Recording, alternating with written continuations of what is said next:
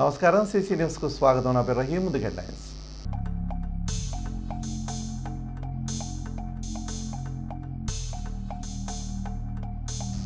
కొండవీడు అభివృద్ధికి నిధులు ఇవ్వండి, కేంద్ర పర్యాటక మంత్రి గణేష్ సింగ్ షెకావత్ను కోరిన శాసనసభ్యులు ప్రతిపాటి.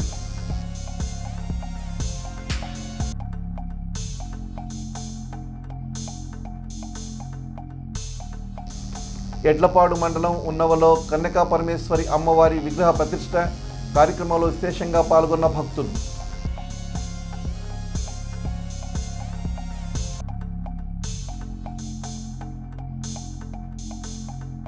ప్లాస్టిక్ నిషేధంపై మున్సిపల్ అధికారులు ఉక్కుపాదం, ఆకస్మిక సోదాలు నిర్వహిస్తున్న సచివాలయ ఉద్యోగులు.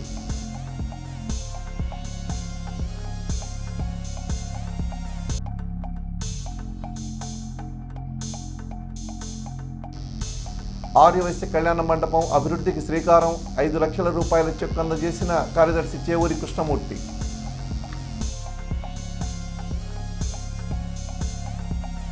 స్థానిక శాసనసభ్యులు ప్రతిపాటి పుల్లారావు పుట్టినరోజు సందర్భంగా ఈ నెల 29వ తేదీన శంకర్ కట్ ఆసుపత్రి సహకారంతో నిర్వహించే ఉచిత మెగా నేత్ర వైద్య సేవలను పేద ప్రజలు సద్వినియోగం చేసుకోవాలని ప్రముఖ వైద్యులు కొమ్మినేని వీరశంకర్రావు కోరారు. కార్పొరేట్ వైద్యాన్ని చిలకలూరిపేటకు తీసుకువస్తున్న పుల్లారావు సేవలు వెలకట్టలేనివన్నారు.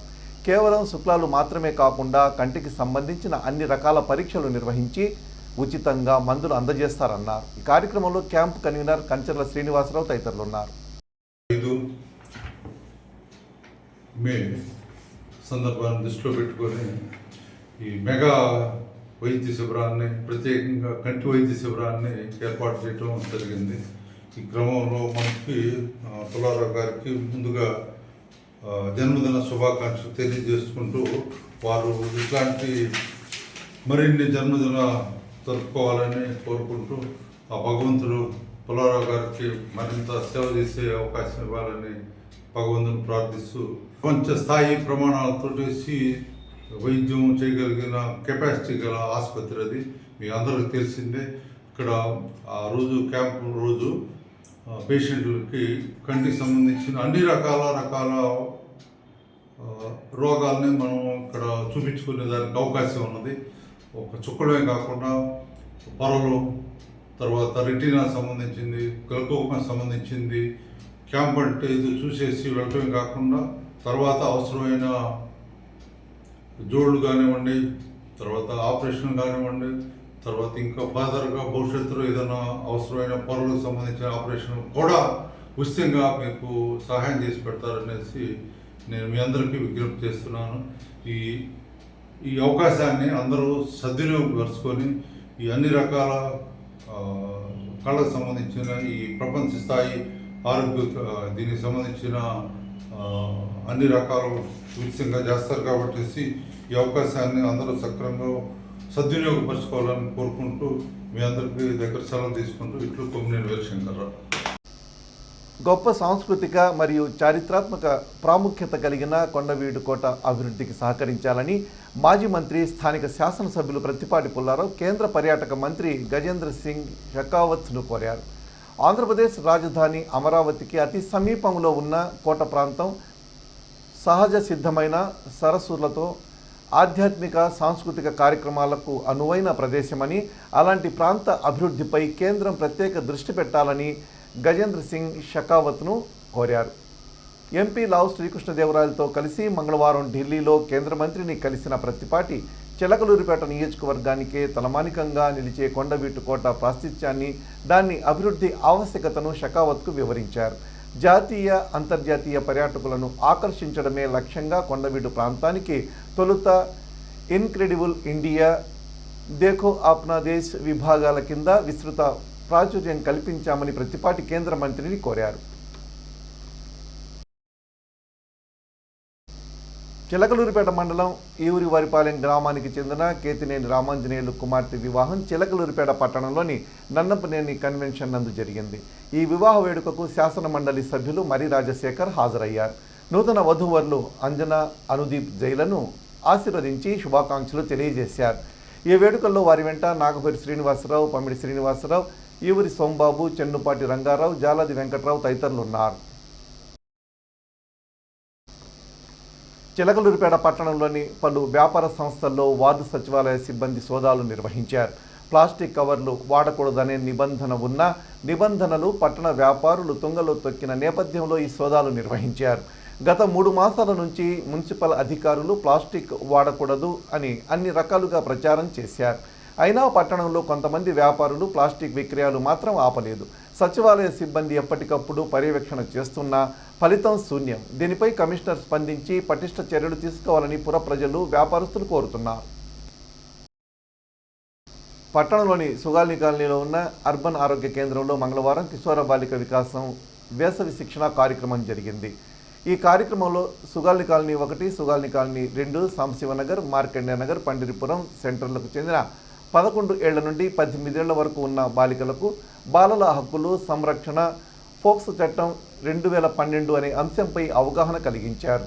ఈ కార్యక్రమంలో ICDS Nadendla CDPO Shantakumari, slum 2 supervisor Hanumayamma, మహిళా సంరక్షణ కార్యదర్శులు S Sunitha, T Ramya, A Saranya, DM Ramadevi, ఏఎన్ఎంలు అవిల, అంజలి, దయ, శ్రీలీల, ఆశా, తిరుపతమ్మ, సువార్త, అంగన్వాడీ కార్యకర్తలు శ్యామల, గోవిందమ్మ, ప్రసన్న, వర్ధిని పాల్గొన్నారు. కిషోరి వికాసం నాలుగో టాపిక్ అన్నమాట. 2వ తారీఖు 6, 9వ తారీఖు 13వ తారీఖు ఈ టాపిక్స్ లో ఫస్ట్ ఏంటి, ఒకరికొకరు పరిచయం చేసుకోవడం, పిల్లలు అసలు ఎంతమంది వచ్చారని. వీటిని 2 గ్రూప్స్ గా మనం డివైడ్ చేసాం. 11 నుంచి 14 లోపు, 15 నుంచి 18 లోపు. ప్రతిరోజు ఈ కార్యక్రమానికి చేస్తున్న వాళ్ళకి ప్రతిరోజు కొత్తగా కార్యక్రమం చెప్తూ ఉన్నాం కాబట్టి మేము వాటి గురించి ప్రతిరోజు మీకు కూడా ఒక అటెండెన్స్ ఒక రోజు ఒక చిన్న బుక్ తెచ్చుకుంటే ఏం టాపిక్ చెప్పామో ఆ పాయింట్స్ మీరు రాసుకొని ఒకరితో ఒకరు షేర్ చేసుకోండి. మీ అభిప్రాయాలను పంచుకోవడానికి ఈ సమ్మర్ క్యాంప్ ఏంటంటే పిల్లలందరూ మంచిగా ఎదగాలి, సమాజంలో అవగాహన కలిగించడానికి. ఈ రోజు మనం చెప్పుకునే టాపిక్ వచ్చేసి బాలల హక్కులు. బాలల హక్కులు ఏంటి, సంరక్షణ ఏంటి, పోక్సో యాక్ట్ ఏంటంటే ఈరోజు మనం మాట్లాడుతున్నాము. బాలల హక్కులు ఏంటి, జీవించే హక్కు, రక్షించే హక్కు, రక్షణ పొందే హక్కు, భాగస్వామ్యపు హక్కు, అభివృద్ధి చెందే హక్కు, నెక్స్ట్ లాస్ట్ గా ఉన్నది విద్యా హక్కు. ఈ హక్కులన్నీ కూడా మీకు సంబంధించినవి. ఈ హక్కులు మీరు తెలుసుకోవాలి. ఎవరికైనా చెప్పడానికి ఇప్పుడు 10th క్లాస్ వరకు వచ్చారు, హక్కుల గురించి మీ హక్కుల గురించి మీరు తెలుసుకోవాలిగా. క్లాస్ లో ఎప్పుడో చెప్తారు, వాటన్నిటిని కూడా మనం తెలుసుకోవాలన్నమాట. ఇప్పుడు చదువుకున్నాముగా మనం బాలల హక్కులు అంటే ఏంటో చిన్నప్పుడు. ఇప్పుడు ఐక్యరాజ్య సమితి కూడా ఈ బాలల హక్కుల గురించి పొందుపరిచింది. వాళ్ళ బాధ్యతలు ఏంటి, వాళ్ళు ఏ విధంగా జీవించాలి, ఏ విధంగా రక్షణ పొందాలి, ఇంట్లో కానీ సమాజంలో కానీ ఏ విధంగా అభివృద్ధి చెందాలి, ఏ విధంగా భాగస్వామ్యం అవ్వాలి, మీరు కూడా ప్రతి విషయాలు ప్రతి పనుల్లో కూడా ఏ విధంగా భాగస్వామ్యం అవ్వాలి, మరియు ఏ విధంగా చదవాలి అనేది విద్యా హక్కు. అదే విధంగా మన ఇంకో టాపిక్ వచ్చి పోక్సో యాక్ట్ అంటే protection of children from sexual offences act. ఇది 2012లో వచ్చిందనమాట. యాక్ట్ అంటే ఏంటి, తెలుగులో లైంగిక నేరాలను.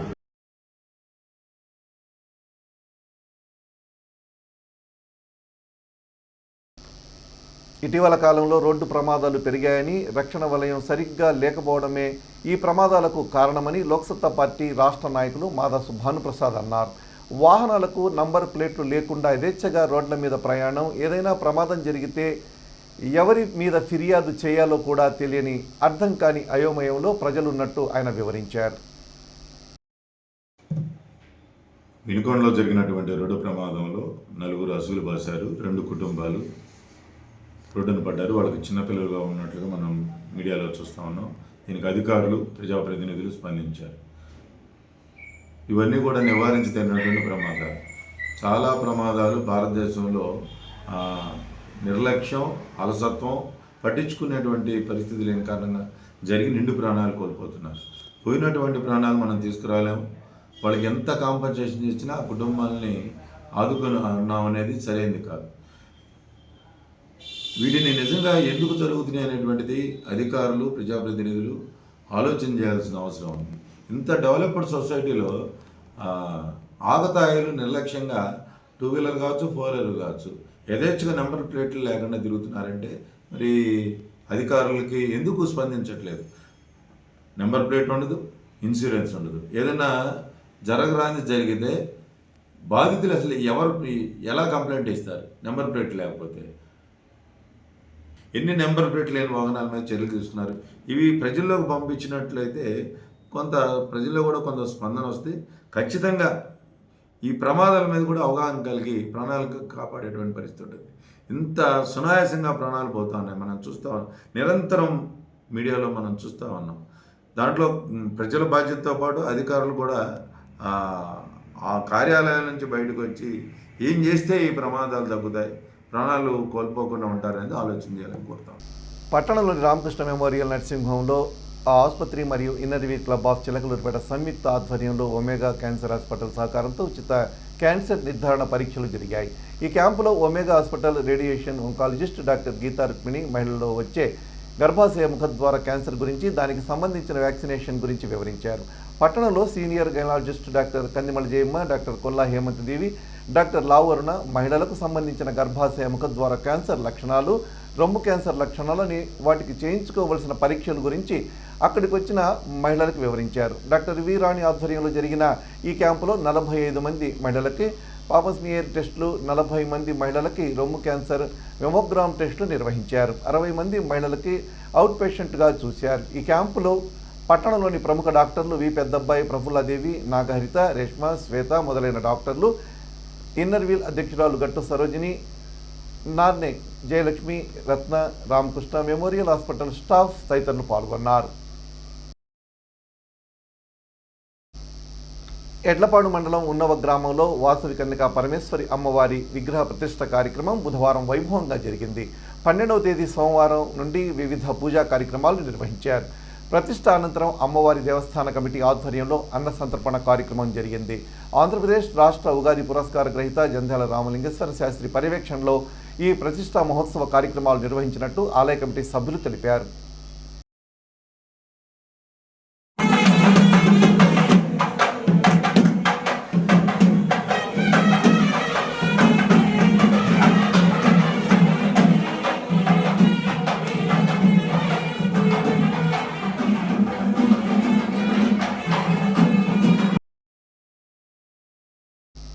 పట్టణంలోని ప్రముఖ వైద్యశాల జానకి నర్సింగ్ హోంలోని doctor Balaramakrishna liver and gastro సెంటర్లో అరుదైన వైద్య చికిత్స జరిగింది.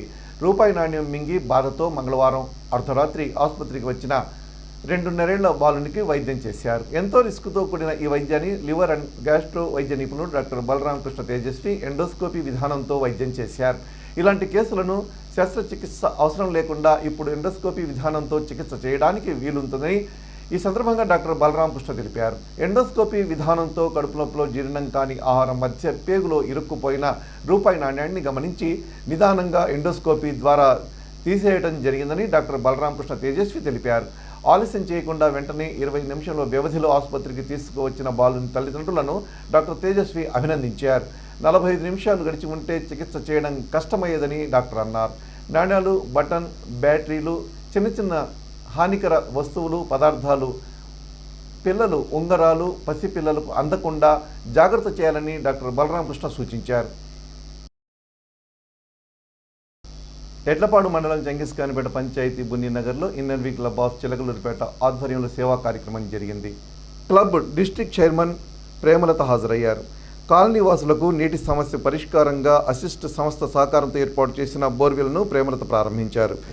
అనంతరం క్లబ్ బ్రాండింగ్లో భాగంగా ఇన్నర్వీల్ క్లబ్ చిహ్నాన్ని ఆవిష్కరించి ప్రారంభించారు. సమాజ సేవ, పేదరిక నిర్మూలనే లక్ష్యంగా చిలకలూరుపేట ఇన్నర్వీల్ క్లబ్ పనిచేస్తుందని ప్రేమలత పేర్కొన్నారు.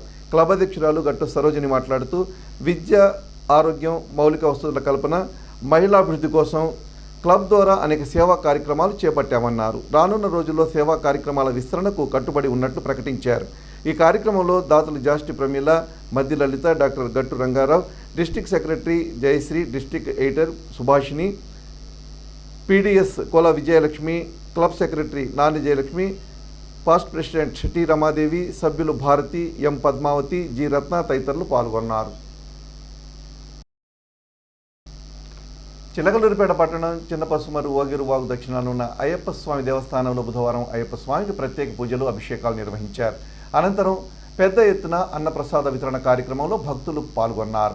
ఈ సందర్భంగా ఆలయ కమిటీ చైర్మన్ వెల్లంపల్లి రవిశంకర్ మాట్లాడుతూ దేవస్థానంలో ప్రతి బుధవారం దాతలు, భక్తుల కమిటీ సభ్యుల సహకారంతో అన్నప్రసాద వితరణ కార్యక్రమం నిర్వహిస్తున్నట్టు తెలిపారు. కార్యక్రమంలో పోలూరు పాండురంగారావు, కేవీఎస్ కృష్ణుడు, చిలకల రామలింగేశ్వరరావు, బంగారు బాబు, నాగభైరు జగన్మోహన్ రావు, ఆలయ అర్చకులు, భక్తులు పెద్ద సంఖ్యలో పాల్గొన్నారు.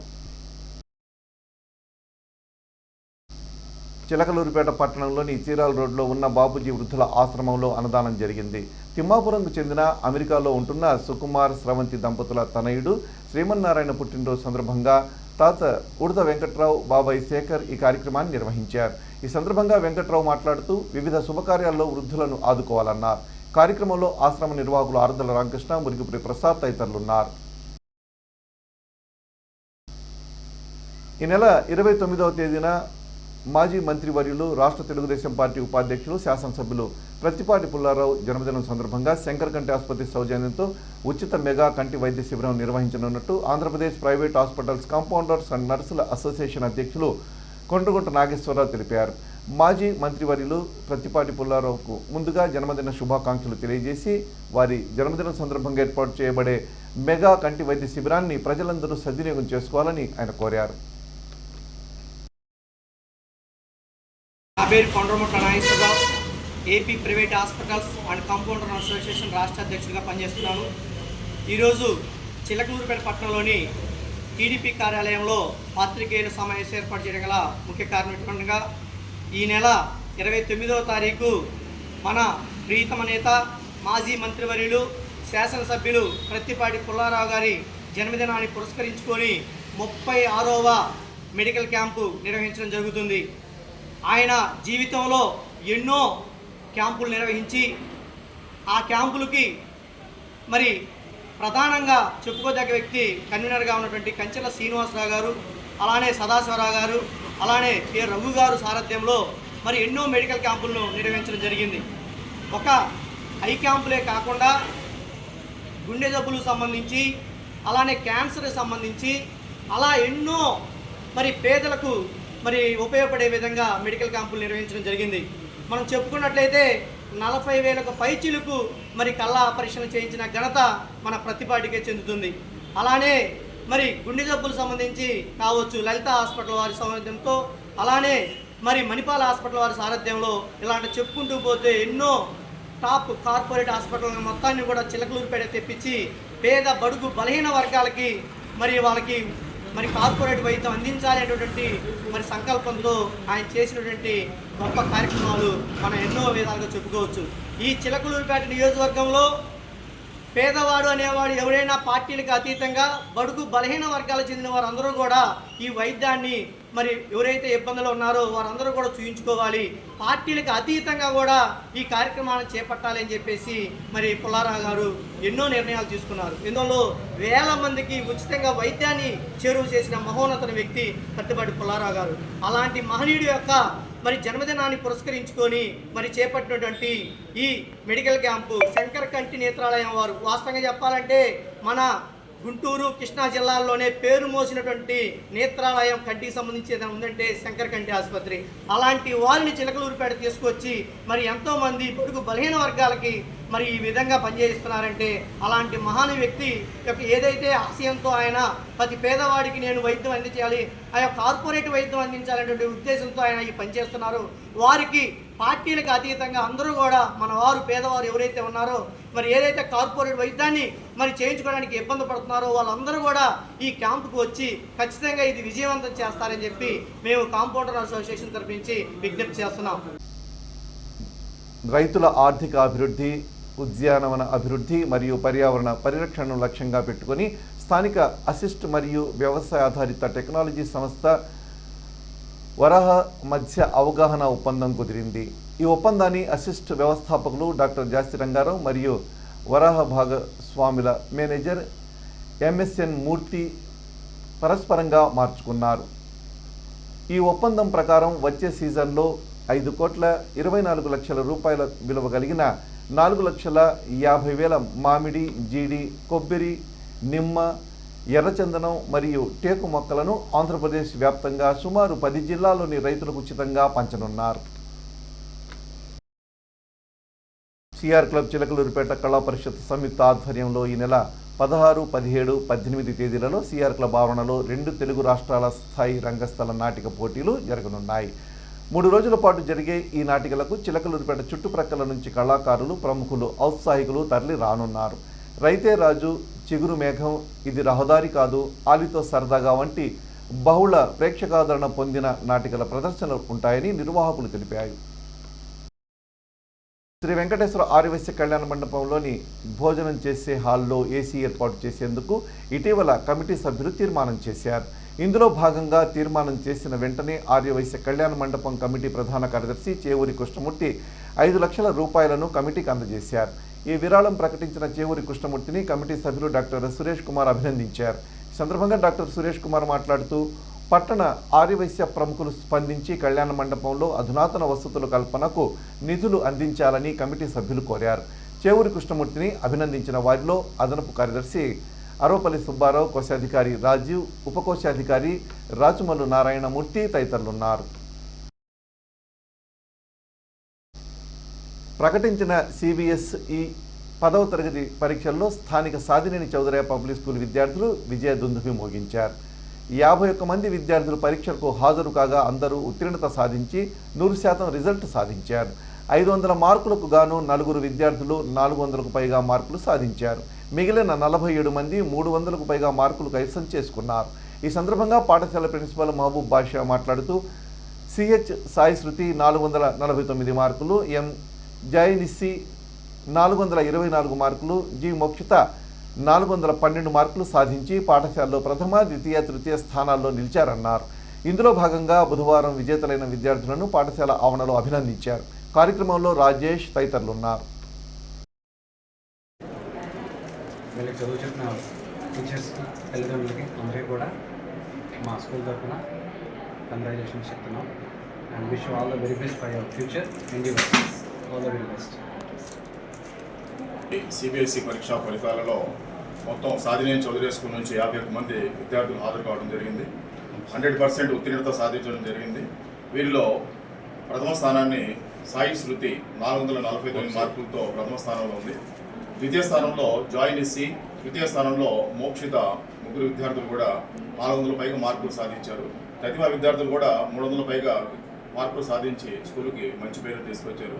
కాబట్టి వీళ్ళందరికీ శుభాభివందనలు తెలియజేస్తున్నాం. First of all, I would like to thank to all my parents and to all my teachers. Because of them, I'm standing in front of you, and their guidance, their support made me to write my exams very well. And they're always there for me. They guided me, and I would like to thank to all my teachers. Thank you. CBSE board exams, I stood in second place. I'm very happy to be here. The people behind my success are my teachers and my parents. They guided me very well, not only in my studies. They guided me all throughout my studies and my school life. Thank you, thanks to all my teachers. My name is Mokshita. I studied in South Primary School. First of all, I want to thank my teachers and parents who guided me and supported me. And I'm very grateful to study in this school. I feel so happy. CC news ఇంతటితో సమాప్తం. తిరిగి మరో బులెటిన్లో మళ్ళీ కలుద్దాం. అంతవరకు సెలవు. నమస్కారం.